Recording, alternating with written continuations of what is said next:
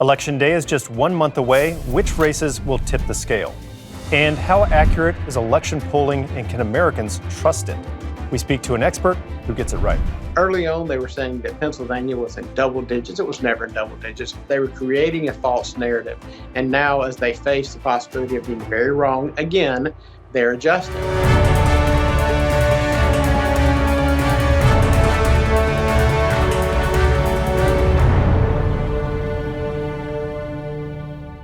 Hello, I'm John Bickley, Daily Wire editor-in-chief.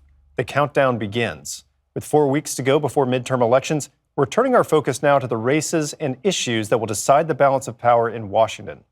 Whether you've been following the races all year or just tuning in, we've got you covered. Joining me now is Daily Wire senior editor Cabot Phillips. Hey, Cabot. Good to be here.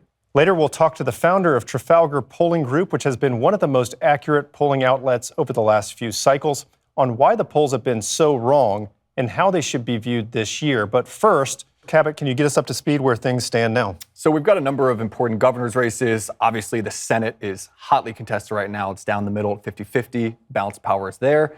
But we'll start with the House. Republicans are very confident right now that they're going to have success in taking the House. They only need to have 5 net seats picked up to have the majority. And remember, on average, the party that's not in power at midterms gains 26 seats. That's in a normal cycle.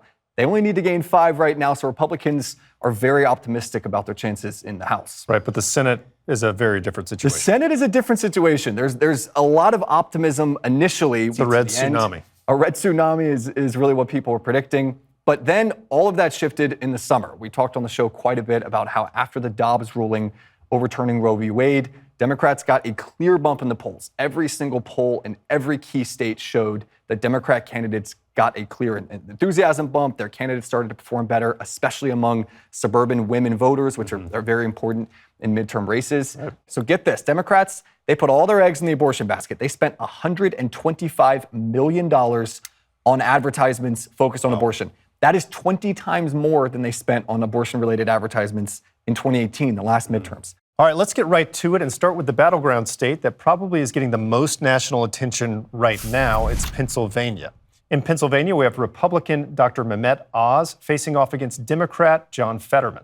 Pennsylvania not only has the most nationwide attention, but they're also getting the most money. Almost $90 million has been spent in the race for Pennsylvania's open Senate seat. It kind of gives you an idea of how both parties understand just how important the state is if they want to take the majority in the Senate. The race has shifted a lot. So right after the primaries, Fetterman, the Democrat, had a notable advantage. She was up anywhere from 10, 11, even 12 points in some polls. But just in the last month, we've seen that completely reverse. We've seen poll after poll showing Oz creeping within 7 points and then 5. We even have polls now showing him within 2 points, but all of them are within that 4 to 2 point range. It's no question right now that Oz has the momentum. What's behind that shift? The economy right now, Republicans, they had just have more trust with voters. There was a Washington Post ABC poll recently where Republicans had a 17-point advantage when voters were asked which party they trusted more with the economy. We saw another poll from Gallup this week where they had a 10-point lead with voters on that issue. So when Republicans are holding an advantage on that top issue, obviously you're going to see them start to make some improvements. And there also is the issue of Fetterman himself. The Oz campaign has had success in hitting him as being soft on crime and also hitting him on as being not suited to lead the state in the Senate. And then there's also the health issues that have come up repeatedly, even from mainstream outlets now starting to focus on this being a real problem. During the primary season, right before Election Day for the primary, Fetterman suffered the stroke, as you'll remember. Now, he stayed off the trail for a while. His campaign was, sending out alerts saying that he was doing fine, he was making a full recovery, that his doctors had cleared him for all campaigning. But when he came back on the campaign trail, it was a different John Fetterman that people were seeing. If you say you think the word of steelworker, what is wrong with demanding for an easy, safe kind of their income, a path to a safe place for them to win, to work? Now, some of that footage is hard to watch, and you can see why he's been reluctant to agree to a debate. He has agreed now to a date of October 25th to debate Oz. Yeah, and one thing worth pointing out, early voting in Pennsylvania would have already started before that. And so the Oz campaign is saying, hey, you're delaying this thing way too long. They're saying if you're really recovered, if you're really confident in your ability right now, why won't you debate us? So that's something to keep an eye on if they stick to that October 25th date. But the fact that voting starts before that is consequential. All right, let's turn to the Senate race in Nevada, which pits Republican Adam Laxalt against Democrat incumbent Catherine Cortez Masto. Republicans have another close eye on Nevada because it's a state where they can pick up a seat. The Democrat incumbent there, Cortez Masto, has started to falter, which is kind of surprising because Nevada has been reliably blue in the last two presidential elections. But Republicans, they don't just have a chance to pick up a Senate seat. We'll get to the Senate in a second. They have a chance for a clean sweep at all of the elections. 3 of the 4 members of Congress in Nevada are Democrats. All 3 of them appear vulnerable right now in polling, which Republicans are absolutely thrilled about. There's also the governor's race there, which Republicans came out of nowhere to make a very tight race. And then you've got the Senate race. So you could be looking at a situation right now where Republicans take all 4 House seats, the governor's office, and have success in the Senate race there, which would be huge. So a potential sea change there. What's driving that? Well, Republicans have found a lot of success with 2 main issues, the economy and COVID. Now, obviously, the economy is important everywhere. Inflation is hitting Americans everywhere. And there's also COVID. Now, COVID... This is interesting. It is interesting. So you would think that COVID is not really playing a factor anymore, that everyone's sort of moved on. Even President Biden said that the pandemic is over. But Nevada was hit in a very unique way by COVID lockdowns. Keep in mind, so much of their economy is centered on tourism, on casinos, and on events and people visiting the state. That was an industry that was absolutely decimated by lockdowns. Right. And Republicans have had a lot of success in their messaging and saying, look, who locked the state down? Who kept tourists out? Who shut these casinos and these businesses down? That is a message that is resonating in Nevada more than a lot of other states. And so that's one reason why a lot of candidates are ignoring COVID. In Nevada, they're not. They're reminding people of who was doing what during the pandemic. All right, so let's head to the Midwest and look at the Wisconsin race. We have Republican Ron Johnson. He's the incumbent, taking on Democrat Mandela Barnes. This is another state where we've seen a complete 180 in the polling. Just as recently as August, Mandela Barnes, the Democrat candidate, was up in virtually every single poll. You couldn't find one where the incumbent Ron Johnson, the Republican, was leading. He was up by as many as 7 points in some polls. For example, there was a Fox poll in August that had Barnes up 4 points. That has completely shifted. Now, almost every single poll is showing the race tied or with the Republican Ron Johnson with the lead. All right, so again, a notable shift. What's driving it, particularly in Wisconsin? There's been an interesting thing that's happened in Wisconsin where the race started out by being focused on Ron Johnson himself and not actually on Barnes. The race has now shifted where Republicans have poured a lot of money, a lot of effort into making people look at Barnes as the main issue for the campaign, and that's really given the Democrats some problems. Barnes was very open about the fact that he was incredibly progressive. He was kind of touted nationwide as the great hope for the Democrat progressive future. Right, rising star. Exactly. He was dubbed a rising star by many in the national media, but he's incredibly progressive. And in a state like Wisconsin, where 44% of voters say that his views were too extreme for them, they have a huge independent base there in Wisconsin.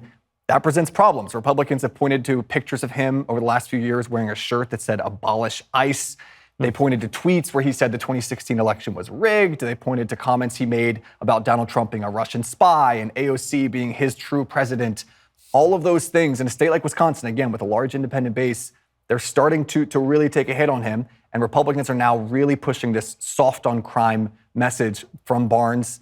And it's having a huge impact, as you can see in the polling. All right, so another Senate race that's getting a lot of attention and getting very close is the Georgia Senate race between Republican Herschel Walker and Democrat Raphael Warnock, who's the incumbent. Well, this is another example where Republicans are viewing this as a pickup opportunity, with Warnock being the incumbent. It's different from Pennsylvania and some other states in the sense that Herschel Walker, the Republican, came out of the primary with overwhelming support. He won the primary really with no real competition. But things have really started to shift. Warnock gained momentum over the summer when all Democrats did after the Roe ruling. But since then, things have been completely back and forth. The polling averages for the two candidates have just been crisscrossing as each candidate takes a lead. And like all the other races, both of these candidates have some things that are working against them currently, right? They do. Now, one area where this race is different is in some of the other races, a lot of the elements working against them are policy-driven. It's things that they did as politicians in the past. Either of these guys was a politician in their past life, and so the issues have been more personally driven. Raphael Warnock, for example, his ex-wife came out, said that in 2020 during a domestic dispute, he ran over her foot with his car. There were some other elements of his personal life that have started to come up as an issue. Herschel Walker has the same thing. There's been a Right. number of claims brought forward by people, domestic claims, people claiming that that he threatened them. One person claiming that he had paid for an abortion for her. So those are all things that are very serious stories in Georgia that are getting a lot of attention. Now, it's worth noting, to this point in the polls, it doesn't seem like either of those stories have affected how each party's base is supporting them. Even with Walker, we haven't seen the GOP base shift away from him to this point. That'll be the interesting thing to keep an eye on. One other thing to keep an eye on in Georgia, you have to get at least 50%. There are a number of third-party candidates that could pull a few points here or there, and if that prevents a candidate from getting to 50%, then these two, the top two, will go to a runoff, which both campaigns are obviously hoping to avoid. Okay, and the fifth race we're going to look at today is Ohio, where we've got Republican J.D. Vance facing off against Democrat Tim Ryan. What's happening with that race? Well, this is a race that a lot of people weren't expecting to really be talking about at this point. Republicans, they performed very well in 2020. Trump won by almost 8 points. They won there handily in 2016 as well. This is one of the few examples where you see Democrats really overperforming expectations. If you look at the polling over the last few months, there is no frontrunner here. Tim Ryan and J.D. Vance, they are locked head-to-head. Again, another race where you've seen crisscrossing at the polls, a new person seemingly up each week.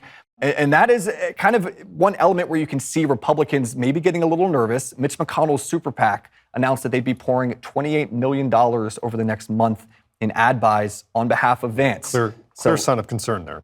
So it's interesting that McConnell's putting money in while the biggest backer for J.D. Vance is actually taking money out, right? Yeah, so Peter Thiel, the Republican tech billionaire and mega donor for a lot of campaigns in the past, he's actually withdrawn his money from Ohio. Now, you might think that's a bad sign, but he is saying internally, and at a fundraiser recently, he said, hey, I'm so confident that J.D. Vance is going to win in Ohio. He's on a clear path to victory. I'm going to save my money for other races. So he's now transitioned his money to Arizona, a race where the Republican there, Blake Masters, is trailing Mark Kelly, the Democrat. So you kind of got a juxtaposition there between House or Senate leadership and McConnell saying, let's get as much money in there. Let's make sure we're safe. And then you got private money with Peter Thiel saying, let's go elsewhere. I'm confident here. We'll be talking a lot about those races in the coming weeks. So we've just talked a lot about polling, but many Americans, rightfully so, are highly skeptical of polls in general, particularly after the last 3 elections. We saw many pollsters get results dramatically wrong, and almost all of those miscalculations favored Democrats. In other words, pollsters overcounted Democrats and undercounted Republicans, at times being 10 points or even more off compared to election results. We've just used and will continue to use polling on the show, but we're going to do so with great caution. We're also going to look to somebody to help us really dig deeper and break some exclusive polling on this show. And that person is Robert Cahaly, the founder of Trafalgar Group, and he's joining us now. It's an honor to be here. We want to address this issue head on, American skepticism about polling. The question here is, why should Americans trust or not trust polls? What's the difference between a poll that gets it right and one that gets it wrong? First of all, I would tell everybody, don't make your decision about whether you're going to vote based on what any poll says. If you made up your mind you're going to vote for a candidate, you get out there and vote for the candidate. Don't let a poll ever convince you to or not to vote. Second, you shouldn't trust the polls. Polls have 2 purposes. They're either to reflect the electorate or they're to affect the electorate. And too many of these media and university-based polls are designed to affect the electorate and are trying to create a false narrative quite often when there's not one. So what's an example of a race that other pollsters have gotten wrong over the last few months, but you view as now starting to correct, if you will, as the election approaches? Well, I think that you've got a few good examples of that. Early on, they were saying that Pennsylvania was in double digits. It was never in double digits. Georgia was the same situation. They were talking like Ohio was something that could be lost, that Ron Johnson was just toast, and that there was no chance in Arizona to beat Kelly. And none of these things turned out to be real, and they weren't real then. They were creating a false narrative. And now, as they face the possibility of being very wrong again, they're adjusting. There's been a lot of articles about how the pollsters are worried they're going to get it wrong again. And so now they're having to get back to reality because they don't mind all being wrong, but they hate it when somebody's right. And that's what happened to them in Virginia. That's what happened to them in 2020, and they don't want it to happen again. Now, when we talked about the partnership that we've got for the show with you, you mentioned a term that really sort of perked my ears up. Submerged voters. Can you explain that for us? In 2016, they were shy. They were shy Trump voters, They were for Trump, but they've been called deplorables and smelly Walmart voters. So they were hesitant, especially on live calls, to admit they were voting for Trump. It's called the social desirability bias.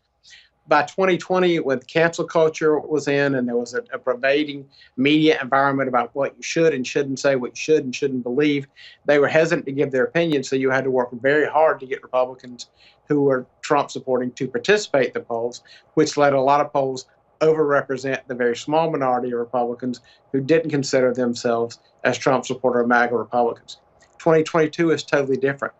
Biden has, with his declaration of MAGA supporters kind of being the enemies of the state, with revelations about Facebook and the FBI working together, with the talk that the government's pressuring banks to keep track of credit card transactions for guns, it is not a logical, it's not even the least bit of a logical jump for a voter to suspect that maybe the government will keep track of what people answer in polls to kind of build a list of those MAGA Republicans that are such a threat to the country.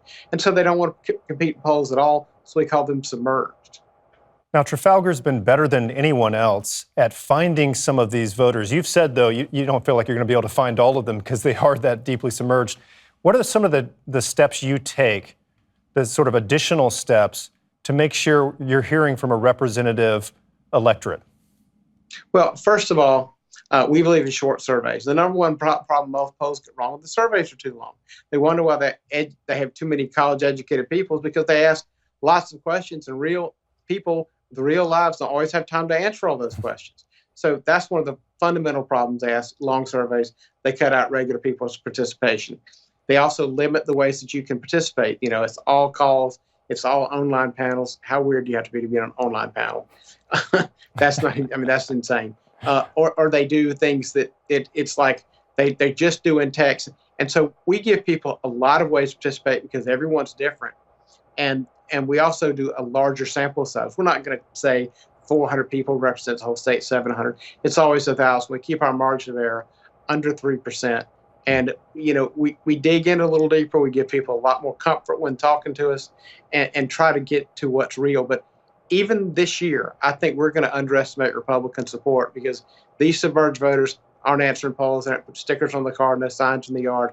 They're not even posting on social media. They are underwater. They're not saying a word to anybody until Election Day. All right, Robert, great talking with you, and as always, great stuff. As we noted earlier, we're going to be talking with Robert again next episode, where we'll be breaking down the latest polling from Trafalgar and some exclusive results. It's going to be fun to keep track of it all the way down to the end. Thanks. It will. That wraps up our first episode of Election Wire. We're going to be back next week with a lot more like... We're going to be talking to voters on the ground. We're going to be talking to candidates themselves. We got a whole lot more coming. We're going to keep track of all those polls, and I'm excited for it.